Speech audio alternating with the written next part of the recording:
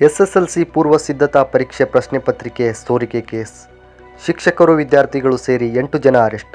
ಕಳೆದ ಕೆಲವು ದಿನಗಳ ಹಿಂದೆ ಎಸ್ಎಸ್ಎಲ್ಸಿ ಪೂರ್ವ ಸಿದ್ಧತಾ ಪರೀಕ್ಷೆ ಪ್ರಶ್ನೆ ಪತ್ರಿಕೆ ಸೋರಿಕೆ ಪ್ರಕರಣಕ್ಕೆ ಸಂಬಂಧಪಟ್ಟಂತೆ ಪ್ರಶ್ನೆ ಪತ್ರಿಕೆ ಲೀಕ್ ಮಾಡಿದ ಶಿಕ್ಷಕರು ಮತ್ತು ವಿದ್ಯಾರ್ಥಿಗಳನ್ನು ಇದೀಗ ಪೊಲೀಸರು ಬಂಧಿಸಿದ್ದಾರೆ. ಶಿಕ್ಷಕರು, ವಿದ್ಯಾರ್ಥಿಗಳು ಸೇರಿದಂತೆ ಒಟ್ಟು 8 ಜನರನ್ನು ಪೊಲೀಸರು ಅರೆಸ್ಟ್ ಮಾಡಿದ್ದಾರೆ.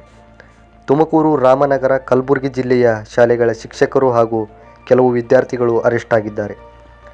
ಬೆಂಗಳೂರು ಉತ್ತರ ವಿಭಾಗದ ಸೆನ್ ಠಾಣೆಯಲ್ಲಿ ಈ ಒಂದು ಪ್ರಕರಣ ದಾಖಲಾಗಿತ್ತು. ಹಿಂದಿ ವಿಷಯದ ಪ್ರಶ್ನೆ ಪತ್ರಿಕೆ ಯೂಟ್ಯೂಬ್ನಲ್ಲಿ ಹರಿದಾಡಿತ್ತು.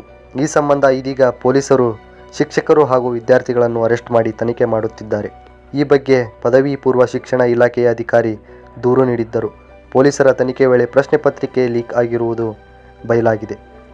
ತುಮಕೂರು ಶಾಲೆಯೊಂದರ ಮುಖ್ಯೋಪಾಧ್ಯಾಯ ಡಿ.ವಿ. ಗಿರೀಶ್, ಕಲಬುರಗಿ ಶಿಕ್ಷಕರಾದ ಶಾಹಿದಾ ಬೇಗಂ, ಶಿಕ್ಷಕ ಮೊಹಮ್ಮದ್ ಸಿರಾಜುದ್ದೀನ್ ಮತ್ತು ಫರ್ಜಾನ್ ಬೇಗಂ, ಸಹ ಶಿಕ್ಷಕಿ ಫಹಮೀದಾ ಮತ್ತು ರಾಮನಗರ ಶಿಕ್ಷಕ ಅಹಮದ್ ಖಾನ್ ಈ ಎಲ್ಲ ಶಿಕ್ಷಕರನ್ನು ಬಂಧಿಸಿ ಇದೀಗ ಪೊಲೀಸರು ವಿಚಾರಣೆ ನಡೆಸುತ್ತಿದ್ದಾರೆ.